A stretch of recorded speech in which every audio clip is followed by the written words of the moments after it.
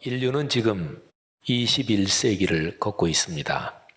5분의 1이 조금 더 지났죠. 22년이니까요. 코로나19를 꼬박 2회를 겪으면서 이런저런 큰 변화를 경험하고 있습니다. 아마 가만히 생각해 보건대 초등학교 지금 2학년 마친 그리고 이제 3학년 들어가는 그 아이들은 그 전까지 초등학교 다닌 아이들하고 이 생각이나 사고 구조가 꽤 많이 틀릴 겁니다. 만 2년 동안 1학년, 2학년 학교 출석 별로 해보지 못했고 여러 가지 그게 사고의 변화도 가져오겠지요. 대학교도 마찬가지입니다. 지금 이제 3학년 올라가는 그 젊은이들은 1, 2학년 동안 그 전에 대학을 다녔던 선배들처럼 학교에서 동아리 활동하고 어쩌고 그런 걸 경험이 거의 없으니까요. 아무튼 개인의 생활에서나 또는 사회적으로 또는 인류 전체가 지금 큰 변화를 경험하고 있습니다. 문명사적 전환기라고 표현하지요. 저는 아주 깊이 공감합니다. 우리는 지금 역사의 변곡점 부분에 서 있습니다. 변곡점. 이 단어에서 곡자가 곡선 그런 뜻이에요. 근데 곡선이 이렇게 하다가 이게 휘어지는, 휘어지기 시작하는 부분이 있지요. 거기를 가리켜서 변곡점이라고 합니다. 변곡점을 지나면서 이전과 이후가 달라집니다. 저는 올해 맞이하면서 언론을 통해서 제가 신년 메시지 몇 개를 발표했습니다. 교단 총회장으로서도 우리 교단에 신년 메시지를 드렸고 또 한국기독교목회자협의회 대표회장으로서도 또 언론에 신년 메시지를 드리고 또 그 외에 이런저런 신년과 연관된 칼럼을 쓰기도 했습니다. 그 중에서 제가 한국기독교목회자협의회 대표회장으로서 발표한 신년 메시지를 이 시간에 말씀을 드리겠습니다. 제가 제목도 달았는데요. 믿음으로라야 희망할 수 있습니다 하는 제목입니다. 먼저 새해 인사를 드립니다. 새해 복 많이 받으십시오. 우리에게 열린 새해에 난제가 산적해 있습니다. 코로나 극복의 실무적 과제와 인류 공동체 의식의 거시적인 방향, 기후 위기 인식에 기초한 지구 환경의 보호, 민주정치의 순기능 회복, 상생의 경제구조 모색 등입니다. 이런 과제들은 우리 사회에만 국한되는 것이 아닙니다. 이미 온 세계가 경제를 비롯해서 정치, 문화 등 전반적인 생존 구조에서 하나로 묶여 있습니다. 한 국가나 지역 또는 어느 문화권의 문제는 동시에 지구촌 전체 상황에 깊이 연계되어 있습니다. 21세기의 5분의 1을 넘어서는 이 시대에 인류는 문명사적 전환의 변곡점을 지나고 있습니다. 인류가 하나의 공동체라는 깊고 현실적인 인식이 무엇보다 중요한 때입니다. 우리의 과제에서 무엇보다 먼저 코로나 극복이 중요하지요. 당연하지요. 그것 때문에 너무 신경이 쓰이니까. 코로나를 꼬박 2년을 겪었는데 올해도 코로나와 함께 살아야 합니다. 한편으로 방역 정책에서 충분한 협치가 필요하고 다른 한편으로 방역 정책을 신뢰하고 그에 협력하는 성숙한 시민의식이 기묘합니다. 이와 더불어 참으로 중요한 것이 거시적인 면의 정신자세입니다. 공감과 연대를 중심한 인도적 인륜 도덕의 가치를 지켜내는 것입니다. 인도적 인륜 도덕은 기독교의 가치관에 깊이 연관된 계몽주의의 유산입니다. 그리스도의 복음은 언제나 인류를 한 형제 자매로 보았습니다. 구원은 모든 이에게 사랑과 평화로 드러납니다. 한국교회와 우리 사회가 걸어야 할 길입니다. 기후위기, 이제 몇십 년을 미리 예측하는 전문가들의 문제가 아닙니다. 기후위기로 인한 환경재앙이 세계 곳곳에서 현실로 나타나고 있습니다. 지구 행성의 평균 기온 상승을 막지 못하면 지구적 재앙을 피할 수 없다는 경고가 우리 귀에 울립니다. 탄소 제로를 위한 세계 각국의 현실적인 정책과 노력이 절실합니다. 이를 위한 국제적인 연대와 감시가 필수적입니다. 생태적 환경 윤리는 이제 일상에서 생활화되어야 할 생존의 덕목입니다. 기독교 신학과 현장 교회 목회에서 이 점이 충분히 반영돼야 합니다. 기독교의 복음을 창조와 구원으로 요약하는데 지구 환경을 보전하는 신앙 윤리도 그 중심에 있습니다. 올해 3월 9일에 있을 대선 관련 선거운동이 한창입니다. 6월 1일에 치러질 지방선거가 대선과 맞물려 있습니다. 우리 역사의 모든 선거에서 그랬듯이 한국 교회 내부의 갈등이 심해질 것입니다. 교회가 세속주의 정치의 이해관계에 이용당하는 것이 걱정되지만 다른 한편으로는 교회의 민낯이 폭로되면서 바른 신앙의 갈망도 커질 것입니다. 교회가 성경의 복음에 근거한 거룩한 땅을 다시 찾아야 합니다. 진보든 보수든 일반 정치권에 새빵살이 하지 말아야 합니다. 세속 정치의 야합과 타락이 일반적이지만 군사 독재 정권 이래 우리나라의 민주주의는 전반적으로 굴곡이 있었지만 발전해 왔습니다. 이번 대선 과정에서도 다양한 정치 구조의 역학을 통해 법치의 민주주의가 성숙하기를 바랍니다. 소시민들이 먹고 사는 문제는 언제나 중요합니다. 몸과 연관된 먹거리 문제를 어떻게 바라보며 더불어 먹고 사느냐, 이것이 기독교 신앙을 증언합니다. 세계의 경제 구조가 변하고 있습니다. 미국과 중국의 대립에 따른 경제 구조의 변동뿐 아니라 지난 40년 동안 지속되어 온 신자유주의 경제의 수명이 다한 현실에서 새로운 경제 구조를 찾아야 하는 상황입니다. 큰 틀에서 상생의 시장 경제라고 표현할 수 있는 이 길을 구체적으로 어떻게 만들어가야 하는지가 쉽지 않습니다. 교회의 전통적인 과제인 사회적 약자들을 구제하는 것과 더불어 그리스도인 경제 전문가들이 성서의 가치관에 근거하여 새로운 경제 구조를 모색해야 합니다. 역사를 섭리하시며 사랑과 평화의 복음으로 인류를 구원하시는 삼위일체 하나님을 신뢰하며 우리에게 열린 새해를 희망합니다. 믿음을 가진 사람만이 미래를 희망할 수 있습니다. 새해 복 많이 받고 넉넉히 나누십시오. 네, 여기까지가 제가 언론에 드린 신년 메시지입니다. 사랑하는 성도 여러분, 사람 사는 세상은 늘 변합니다. 요즘에 그 변화가 심하잖아요. 시간과 역사의 흐름은 과거, 현재, 미래 이렇게 가는데 이게 변화 없이 일직선으로 이렇게 가진 않죠. 그러니까 평면에 놓고 본다면 이게 굴곡이 있습니다. 위로 올라가기도 하고 또 다시 떨어지기도 하고 어떤 굴곡은 이렇게 이 곡선이 크기도 하다가 어떤 급격한 변동이 있기도 하지요. 그런데 이런 굴곡의 방향이 바뀌는 지점이 변곡점입니다. 변곡점에는 두 가지가 있어요. 하향 변곡점이 있고요. 상승 변곡점이 있습니다. 그러니까 여러 가지 상황이 위로 좋은 쪽으로 올라가다가 이게 꺾이는 이렇게 내려가는 지점, 이 변곡점은 하향, 하강 변곡점이죠.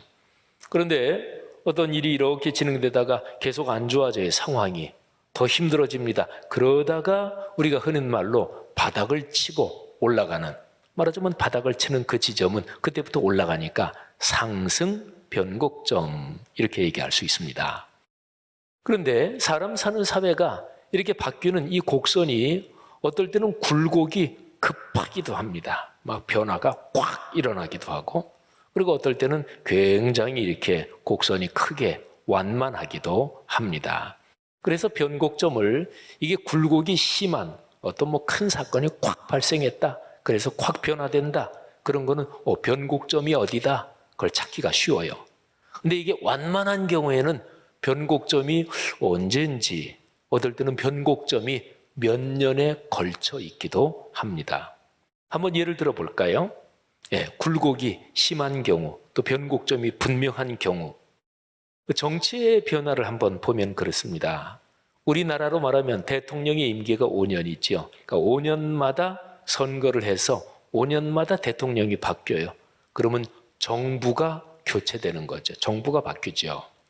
그리고 정부 교체 말고 정권 교체 이런 표현도 쓰지요. 이거는 뭐냐면 보수 정권에서 진보 정권으로 바뀐다. 그럴 때는 정권 교체 이런 말을 씁니다. 우리나라 지난 역사를 보면 김대중, 노무현 두 대통령 때 진보 정부가 계속 2번을 했고, 그 다음에 이제 또 이명박, 박근혜 대통령 시절에는 보수 정권이 2번을 했죠. 그러니까 이번 선거에서 만일에 진보 정권이, 지금 문재인 정부는 진보 정권이잖아요. 한 번 더 하면 정부는 교체되는데 정권 교체되는 건 아니죠. 근데 만일에 이번에 여당이 지고 야당 후보가 된다, 그러면 정권이 교체되는 그런 거지요. 근데 어쨌든 이런 정치 현장은 뭐 명백하죠. 법으로 딱 정해졌으니까. 그러니까 3월 9일 선거 끝나면 누가 대통령이 된다. 그럼 뭐 진보 정권이든 보수 정권이든 요거는 변곡점이, 변화가 딱 되는 지점이 아주 명백하지요. 자, 그런데 반면에 정신 문명의 변화는 다릅니다. 예를 들어 볼까요? 남성과 여성이 인격적으로 동등한 존재고, 또 이게 점점 더 그런 의식이 깊어져서 현실적으로 직장에서 받는 월급이나 여러 면에서 동등한 대우를 받아야 된다. 이런 사항이요. 그러니까 남성과 여성이 동등한 존재고 또 그렇게 대우를 받아야 된다. 이런 자의식, 우리 국민들의 마음속에, 인식 속에요. 이런 거는 우리나라 역사와 문화의 흐름에서 언제부터 강해지고 언제부터 분명해지기 시작하는 것일까요? 이 곡선은 상당히 이게 완만하겠죠. 뭐 아까 말씀드린 대로 여성이든 남성이든 똑같은 직종에 있으면 보수 같이 받아야 된다. 그리고 유리천장 얘기를 하잖아요. 여성 중에 제 아무리 뛰어난 사람도 어떤 영역에서 어느 이상을 못 올라가요. 그걸 유리천장이라고 하잖아요. 빤히 보이는데 여성이라는 이유 때문에.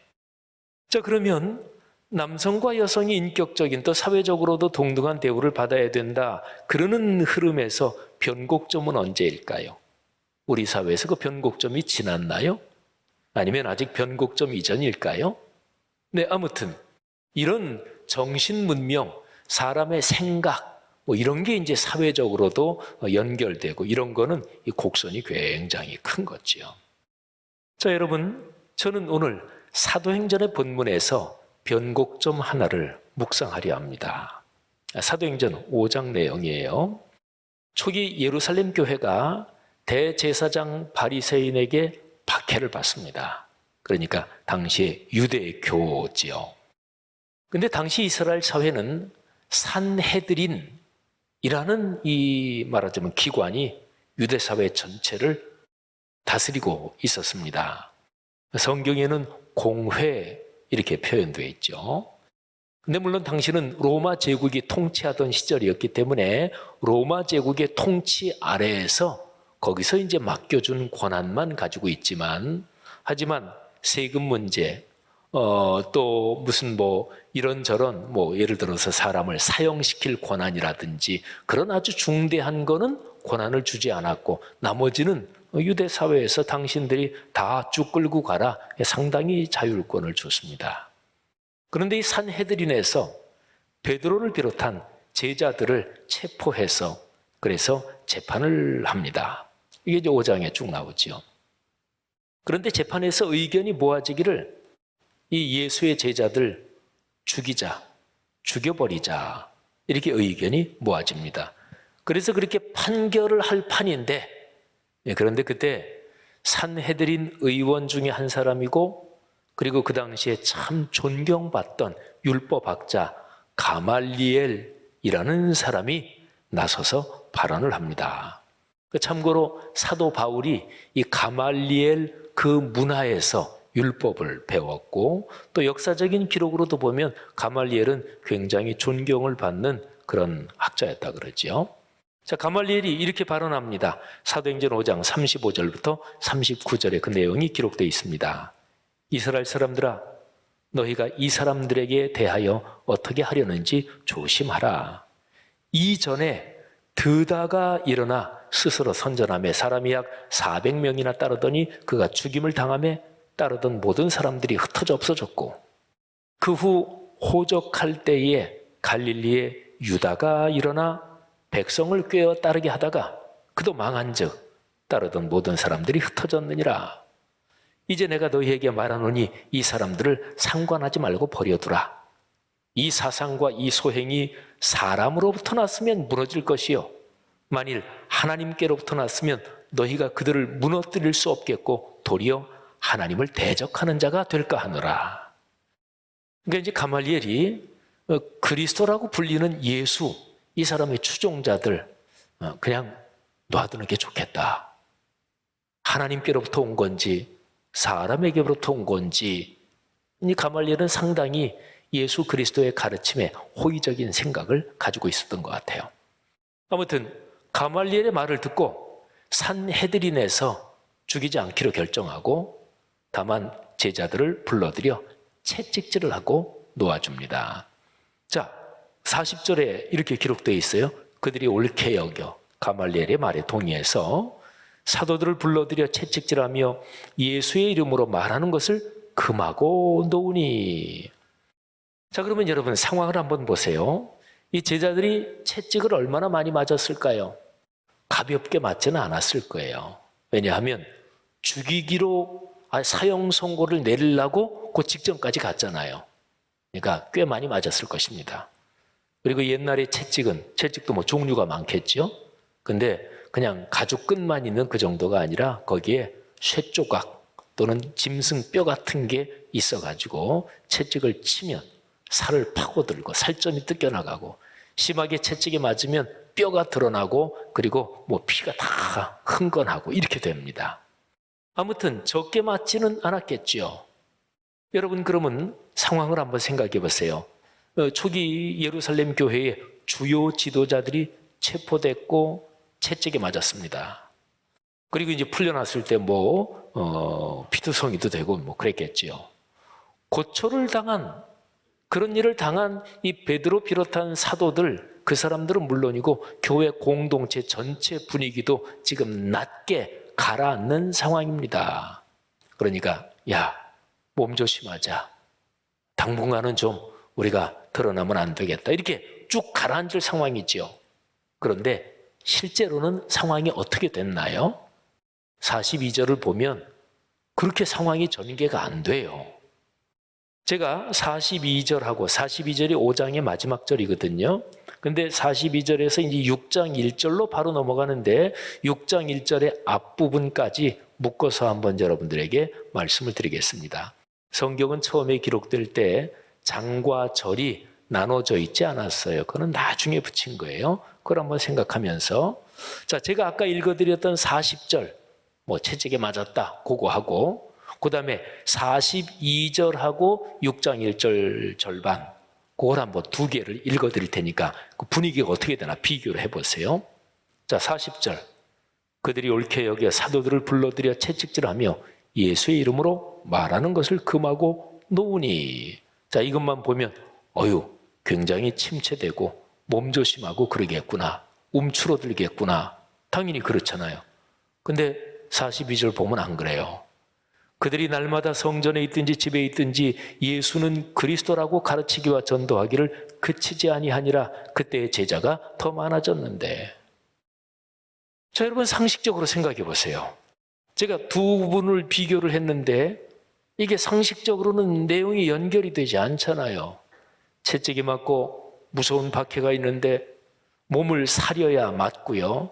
잘못하면 다시 체포되면 그야말로 이제는 죽을 수도 있고, 그러니까 체포되지 않은 다른 제자들 그리고 성도들까지 포함해서 몸조심을 한다. 이게 자연스럽죠.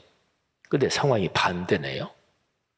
제자들과 예루살렘의 성도들은 어디에 있든지 날마다 말씀을 전했습니다. 예수가 그리스도입니다. 예수가 구세주입니다. 예수를 믿으십시오. 상황이 역설적이잖아요. 그러니까 40절 말씀 채찍에 맞았다. 그리고 이제 풀려났다. 이거는 이 곡선으로 말하면 하강하는 상황입니다. 밑으로 내려가는 거예요. 침체되는 거예요. 움츠러드는 거예요. 그런데 갑자기 42절 보니까 이게 곡선이 위로 올라갑니다. 강력하게 복음을 전합니다. 역동적인 상승 상황으로 확 바뀌어요. 아니, 어떻게 이렇게 됐죠? 그러면 40절하고 제가 한 절은 건너뛰었잖아요. 한 절 건너뛰고 42절 이 두 개를 비교해 보면 40절은 내려가는 하강 상황이고 침체 상황인데 42절은 위로 꽉 올라간단 말이에요. 그러면 이 사이에 변곡점이 있겠지요. 그렇습니다. 그 변곡점이 41절에 기록이 되어 있습니다. 자, 보십시오. 사도들은 그 이름을 위하여 능욕받는 일에 합당한 자로 여기심을 기뻐하면서 공회 앞을 떠나니라. 아멘. 체포되고 채찍에 맞고 그러는데 기뻐합니다. 아이고, 예수님을 위해서 이런 일을 당하는 것이 얼마나 감사하고 얼마나 영광스러운가. 이렇게 기뻐한다는 거죠. 여러분, 이 정도 되면 그냥 시장말로 그런 사람은 못 말립니다. 못 말리는 사람이에요. 채찍으로 치는 거는 너희들 조심해라. 뭐 강하게 신체 위협을 가하는 건데 신체 위협을 받으면서 그런 효과가 나타나기는커녕 오히려 거꾸로 예수님 때문에 이렇게 채찍에 맞을 수 있다니 얼마나 감사한가. 이런 사람 못 말리잖아요. 여러분, 여기에 비밀이 있습니다. 그러니까 상황, 현실, 이거는 지금 굉장히 힘들잖아요. 밑으로 내려가는 중이잖아요. 움츠러들 수밖에 없는 현실이잖아요. 자, 외적인 현실은 그래요. 그런데 그렇게 채찍을 맞는 이 제자들의 속, 마음 상태는 어떤가요? 그런데 이 마음 상태가 달랐어요. 말하자면 어려운 현실에서 채찍에 맞는데 그런데 마음에서는 기쁨이 솟아올라요. 이 마음의 상태, 이것이 현실적으로 보면 하강하고 침체하고 움츠러들 수밖에 없는 상황을 다시 상승으로 강력하게 꺾고 변곡점을 만들어냈습니다. 마음의 상태가. 현실은 어려웠습니다. 그러나 마음에 믿음이 있었습니다. 헌신이 있었습니다. 이 믿음이 기쁨과 감사의 용기를 가지게 만들었고 그래서 변곡점을 만든 거예요. 예루살렘 교회는 다시금 넉넉하게 강한 힘을 가지고 사역할 수 있었습니다. 자, 성도 여러분, 사도행전의 이 말씀으로 여러분과 저 우리의 삶을 한번 돌아봅시다. 현실적인 상황이 어려워서 넘어지는 것일까요? 물론 그럴 수 있습니다. 그러나 현실 상황이 사람을 꺾이게 만드는 결정적인 이유는 아닙니다. 마음이 꺾이기 때문이며 정신이 약해져서 그렇습니다. 우리 마음에 주님을 신뢰하는 믿음이 있으면 현실의 어려움 때문에 하강하는 삶의 곡선을 위로 올라가게 만들 수 있습니다. 여러분, 이 제자들 그리고 예루살렘 교회 성도들은 하나님이 더 크게 눈에 보였고 그들의 마음속에는 하나님이 가장 큰 분이셨어요. 그러니까 산헤드린 거기에서 협박을 하고 채찍질 하는데도 우리 하나님이 더 커. 우리가 주님을 위해서, 하나님을 위해서 이렇게 어려움 당하는 거, 이거는 하나님 앞에 큰 상급을 받을 일이야. 그러니까 채찍질 받으면서도 기뻐하고 감사했죠. 여러분, 한번 생각해 보십시오. 사람이 무엇 때문에 결정적으로 꺾이고, 무엇 때문에 결정적으로 넘어지고, 무엇 때문에 결정적으로 포기하나? 그거는 현실 상황이 아니라 결정적인 것은 마음의 상태입니다. 우리 보통 믿음과 신앙을 떠나서 일반적으로요, 굉장히 어렵다. 또 어떤 사람들이 아주 무서운 권력 가진 사람들이 어떤 사람을 죽이려고 아주 그냥 망가뜨리려고 짓밟아 놓으려고 막 그래. 근데 겁나지요. 당하는 사람이. 그런데 그러다가 갑자기 오기가 생기는 거예요. 좋아. 뭐까지 그 죽기밖에 더 하겠어. 그럼 그때부터는 겁 안 납니다. 뭐까지 그 뭐 죽지 뭐. 그러고 하는데 뭐가 겁나요? 그래서 시장 말로 그때부터는 눈에 뵈는 게 없는 겁니다. 눈에 뵈는 게 없는데 뭐가 겁나요? 그잖아요. 여러분, 사실은 성경이 그 얘기를 하고 있어요. 예수님께서 마태복음 6장 거기에서 그런 말씀을 하시죠. 사람의 몸은 죽일 수 있는데 영혼은 어쩌지 못하는 그 사람들을 두려워하지 말아라. 대신 사람의 몸과 영혼을 한꺼번에 몽땅 지옥에 던져 넣을 수 있는 그 한 분을 두려워해라. 몸과 영혼을 같이 지옥에 던져 넣을 수 있는 분, 전능하신 하나님이시잖아요. 그러니까 제일 센 분 한 분만 두려워해라. 그러면 다른 거는 두렵지 않습니다. 구조가 똑같잖아요. 원리는 똑같잖아요. 성도 여러분, 우리의 삶을 한번 그렇게 돌아보십시오. 우리의 삶에서 이런저런 쉽지 않은 상황이 많이 있습니다. 그런데 중요한 것은 우리의 마음 상태입니다. 사랑하는 그리스도인들이여, 코로나 3년째입니다. 우리는 그리스도인은 어떻게 살아가야 하는 것일까요? 중요한 것은 이 현재 변하는 세상의 큰 역사 흐름을 가만히 생각하고 뉴스를 듣고 그러면서 그런 걸 이렇게 생각하는 게 참 중요합니다. 그러면서 하나님의 뜻을 묵상하고 그 섭리를 깨닫는 것입니다. 다른 말로 말하면 신앙의 눈으로 이렇게 세상 돌아가는 것을 신앙의 눈으로 보고 그리고 역사 변화의 변곡점을 파악하는 것입니다. 너무 크게 말씀드렸나요? 구체적으로 말씀드리면 어떻게 그렇게 할 수 있죠? 그런 건 66권 성경 말씀을 읽고 묵상하는 것입니다. 여러분, 삼위일체 하나님께서 인류에게 주신 유일한 그리고 완결된 진리의 계시가 66권 성경이에요. 이 성경에 신앙인 개인이 또는 가정 가문이 흥하느냐 망하느냐가 여기에 걸려 있고 한국 교회가 죽느냐 사느냐가 여기에 걸려 있습니다. 그러니까 그리스도인으로 산다는 것은 보는 시각이 바뀌는 거예요. 가치관이 바뀌는 거예요. 인생관이 바뀌는 거예요. 그러니까 공예배의 자리를 소중히 여기고 매일 말씀을 읽고 묵상하면서 그러면서 내 시각과 가치관이 점점 바뀌는 거죠. 그래서 세상 사람들이 가지고 있는 그런 시각하고는 다르게 사는 거예요. 지금 제자들이 그러잖아요. 보통 채찍 맞고 그러면 그러면 싫죠. 무섭죠. 그러면 움츠러들어야 되잖아요. 그런데 이 사람들은 다르잖아요. 하나님의 거룩한 말씀, 그 말씀이 마음에서 믿음을 만들어내니까 그 믿음을 가지고 그렇게 사는 거죠. 사랑하신 여러분, 말씀을 깨달아 순명하면서 믿음으로 사는 사람들은 하나님이 주시는 힘과 복을 경험합니다.